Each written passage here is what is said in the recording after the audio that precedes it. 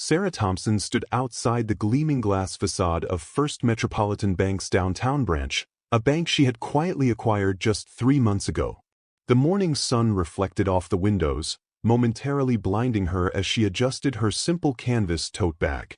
Inside, a $50,000 check weighed heavily in her vintage leather wallet, not because of its value, but because of what she was about to do. At 35, Sarah had built her banking empire from scratch, turning a small financial consulting firm into a network of successful community banks. Today, she wore faded jeans, a plain white blouse, and minimal makeup, a far cry from her usual tailored suits and executive appearance. Her natural hair was styled simply, and she'd left her designer accessories at home. This wasn't about vanity, it was about understanding. Recent customer complaints about discriminatory practices at this branch had been piling up on her desk. Rather than delegate the investigation, Sarah believed in seeing things firsthand. The branch manager, Richard Bennett, had been with the bank for 20 years, predating her acquisition. His personnel file showed impressive numbers but also contained several buried complaints about his selective customer service. Sarah took a deep breath and pushed through the heavy glass doors. The interior was busy with the morning rush, tellers calling out "Next, please," and the subtle hum of hushed financial discussions. The security guard, James Miller, gave her a courteous nod as she entered. She noticed how his eyes followed her, not with suspicion, but with a kind of resigned awareness she'd seen too often in fellow black professionals. As she waited in line, Sarah observed Richard Bennett in action. The 50-year-old manager stood near his desk, his silver hair perfectly coiffed and his navy suit immaculate. He was speaking with an elderly white couple, his laugh carrying across the marble floor as he personally walked them to a teller's window. "Martha, Frank, you know you never have to wait in line," he said, loud enough for everyone to hear. 20 years of banking with us means something. The contrast in his behavior became apparent moments later. A young black entrepreneur, dressed sharply in a business suit, approached Richard with questions about a small business loan. Sarah watched as Richard's warm smile transformed into a thin line. "All loan applications need to go through proper channels," he said curtly, directing the man to take a bunch of forms home. "We have very strict requirements." The businessman's shoulders slumped slightly as he left. Sarah's jaw tightened. She'd seen this dance before, had experienced it herself early in her career. The arbitrary barriers, the subtle dismissals, the double standards. It was why she'd worked so hard to create banks that served everyone equally. But this branch, this recent acquisition, clearly needed work. A young Hispanic mother struggled with a stroller in front of Sarah, trying to manage both her banking papers and her fussy toddler. Sarah helped her with the stroller, earning a grateful smile. Richard's eyes swept over them both dismissively before returning to his computer screen. Sarah made a mental note, another strike against the manager's behavior. As she approached the front of the line, Sarah pulled out her check. The amount was significant enough to require manager approval, a policy she herself had reviewed and maintained across all her banks. It was a safeguard against fraud, but she'd made sure to implement clear, unbiased verification procedures. She could see Richard's desk from her position, the family photos precisely arranged, the industry awards prominently displayed, the gold nameplate gleaming with authority. A framed mission statement hung on the wall behind him, First Metropolitan Bank, where every customer matters. Sarah suppressed a bitter smile at the irony. The teller, a young woman named Amy Chen, called Sarah forward. "Good morning. How can I help you today?" Sarah appreciated Amy's genuine smile and professional demeanor. "Good morning. I'd like to deposit this check, please." She slid the $50,000 check across the counter. Amy's eyes widened slightly at the amount, but she maintained her professional composure. "Of course. I'll just need to get manager approval for a check of this size. May I see your ID, please?" Sarah handed over her driver's license, one that showed her name but not her position. As Amy walked toward Richard's desk, Sarah watched the manager's face carefully. His eyes flicked from the check to her license, then to Sarah herself. The subtle shift in his expression, the slight curl of his lip, the hardening of his eyes, told her everything she needed to know. Richard Bennett rose from his desk, straightening his tie as he approached the counter. He didn't look at Sarah directly, instead addressing Amy in a loud voice. "I'll handle this personally." He dismissed the teller with a wave of his hand. Sarah could feel other customers watching now.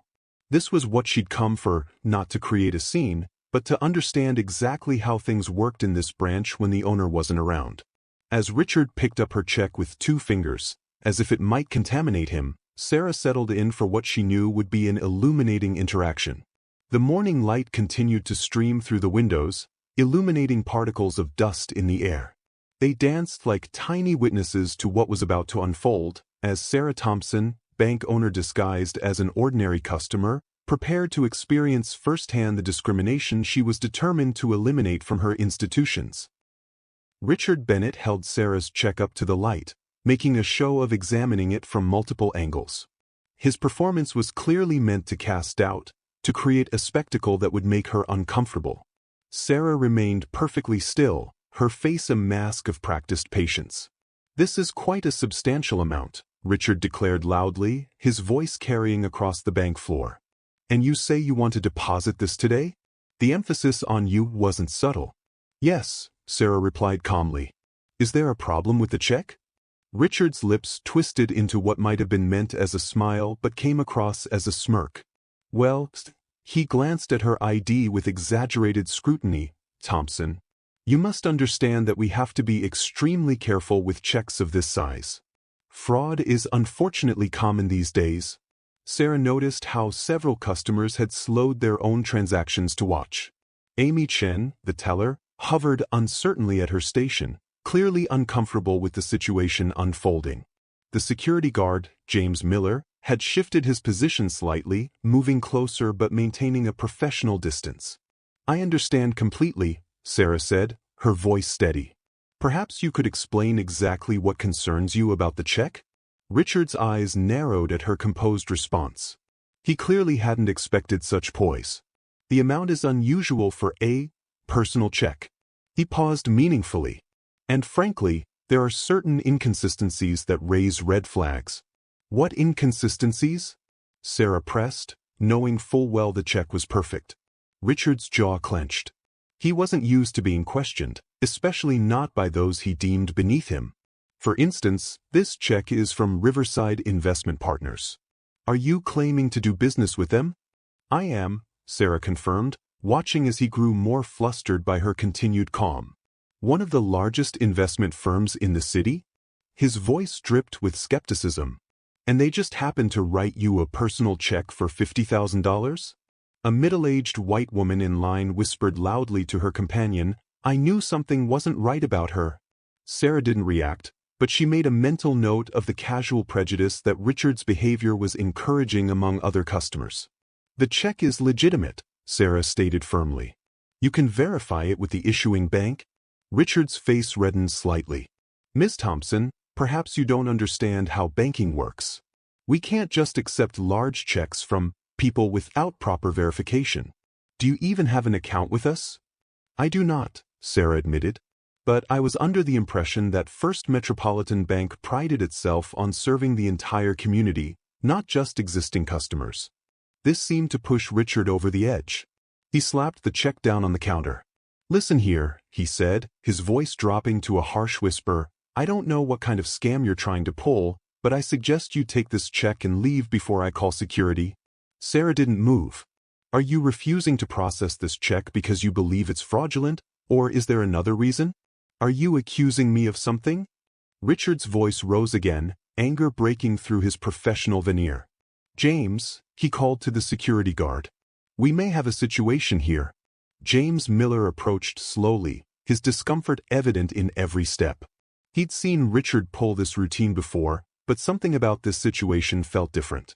The woman was too calm, too composed.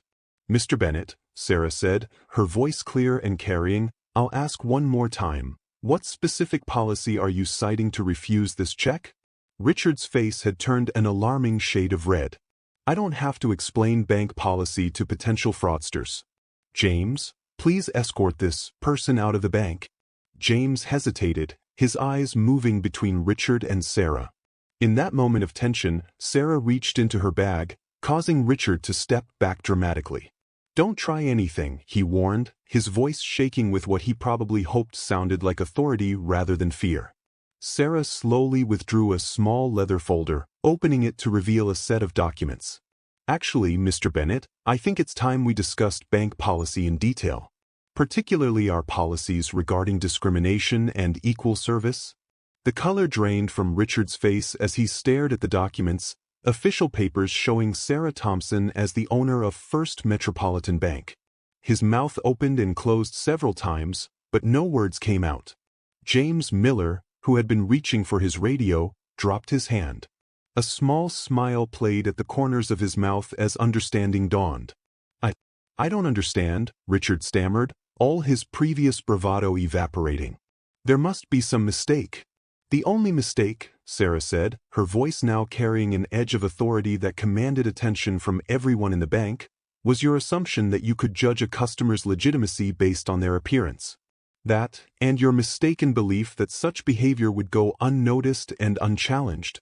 Amy Chin, the teller, had covered her mouth with her hand. The white woman who had made the earlier comment was suddenly very interested in her deposit slip. The entire bank had gone silent. "Mr. Bennett, in the 20 minutes I've been in this branch, I've witnessed you provide dramatically different levels of service based solely on customers' race. You personally escorted white customers to tellers while dismissing minorities to wait in line. You refused to discuss a business loan with a qualified applicant because of his race, and now you've attempted to humiliate me and accuse me of fraud with absolutely no basis." Richard's face had gone from red to white to a sickly gray. "Ms. Thompson, I can explain." "I'm sure you can," Sarah cut him off. "And you'll have plenty of opportunity to explain during your suspension pending investigation. James," she turned to the security guard, "would you be willing to provide a statement about what you've observed during your time here?" James stood straighter. "Yes, ma'am. I've documented several incidents of discriminatory behavior over the past few months. I reported them through proper channels, but nothing was ever done." Richard's eyes darted between them, the full impact of his actions finally crashing down around him. His carefully constructed world of subtle discrimination and unchecked privilege was crumbling, and there was nothing he could do to stop it. Sarah Thompson stood in her newly acquired branch, the tension in the air thick enough to cut with a knife. The revelation of her identity had turned the quiet bank into a tableau of shocked faces and held breaths. Richard Bennett, the once proud manager, seemed to have aged 10 years in the past 5 minutes. "Ms. Thompson, please," Richard's voice quivered, his previous arrogance replaced by desperate pleading. "I've been with this bank for 20 years. My record, my numbers." "Your numbers don't tell the whole story, Mr. Bennett," Sarah interrupted, her voice firm but controlled. "And they certainly don't justify systematic discrimination." She turned to address the stunned onlookers in the bank. "I apologize to everyone who has witnessed this unfortunate incident. First Metropolitan Bank stands for equality and fair treatment of all customers. What you've seen today represents the past, not our future." James Miller, the security guard, stepped forward. "Ma'am, if I may?" At Sarah's nod, he continued, "I've kept a detailed log of similar incidents over the past 6 months. Mr. Bennett has consistently delayed or denied services to minorities while fast-tracking white customers. Last week, he rejected a perfectly qualified black business owner's loan application without even reviewing it properly. The young Hispanic mother Sarah had helped earlier raised her hand tentatively. He did the same to my husband's small business loan last month. We've been banking here for 5 years. More voices joined in, a dam of long-suppressed grievances finally breaking. Each story painted a clearer picture of Richard's pattern of discrimination. The manager seemed to shrink with each new revelation, his carefully constructed facade of respectability crumbling around him. Sarah raised her hand for silence. "Thank you all for speaking up. Change starts with accountability." She turned to Amy Chin, the teller who had first assisted her. "Amy, please call Carol Martinez from HR, tell her to come immediately." While they waited, Sarah pulled out her phone and sent a quick message to her executive team. Within minutes, Patricia Wong, her chief operations officer, arrived at the branch. The two women had worked together for years, building a banking institution that prided itself on equality and fairness. "Patricia, please escort Mr. Bennett to his office to collect his personal belongings," Sarah instructed. "He is suspended effective immediately, pending a full investigation." Richard's face contorted in panic. "You can't do this. I have a family, a mortgage." "You should have thought about that before deciding that some families were more worthy of financial services than others," Sarah replied coolly. "Your actions have affected countless families trying to build their own futures." As Richard was led away, Carol from HR arrived, slightly out of breath. Sarah briefed her on the situation and instructed her to begin interviews with staff members immediately. "I want statements from everyone who has witnessed discriminatory behavior. James, you'll be first." Throughout the day, a clear pattern emerged. Richard's discrimination hadn't been limited to customers. Minority staff members reported being passed over for promotions and receiving harsher performance reviews. The evidence was overwhelming. Sarah worked late into the evening, personally overseeing the transition. She appointed Amy Chen as interim branch manager. The young teller had a master's in finance and had been repeatedly overlooked for advancement despite her qualifications. The following week, Sarah implemented sweeping changes across all her branches. New anti-discrimination training programs were established, but more importantly, she created clear reporting channels for discrimination complaints and an independent review board to handle them. The story made local news, not because Sarah sought publicity, but because numerous customers came forward to share their experiences. First Metropolitan Bank became a case study in corporate accountability and institutional change. 1 month later, Sarah sat in her office reviewing the branch's performance under Amy's leadership. Customer satisfaction scores had improved dramatically, and new accounts were up by 30%. The Hispanic mother who had spoken up was now in the process of securing a business loan for her husband's construction company. James Miller had been promoted to head of security for all downtown branches, where he implemented new training protocols ensuring security staff would never be complicit in discrimination. As for Richard Bennett, his suspension had turned into termination after the investigation concluded. The evidence was irrefutable, and his attempts to justify his actions only dug a deeper hole. His story spread through banking circles, serving as a cautionary tale about the consequences of discrimination in modern banking. Sarah looked out her office window at the bustling street below. People of all backgrounds entered and exited the bank, each receiving the same professional service. It wasn't just about righting one wrong or punishing one person, it was about creating lasting change. A knock at her door interrupted her thoughts.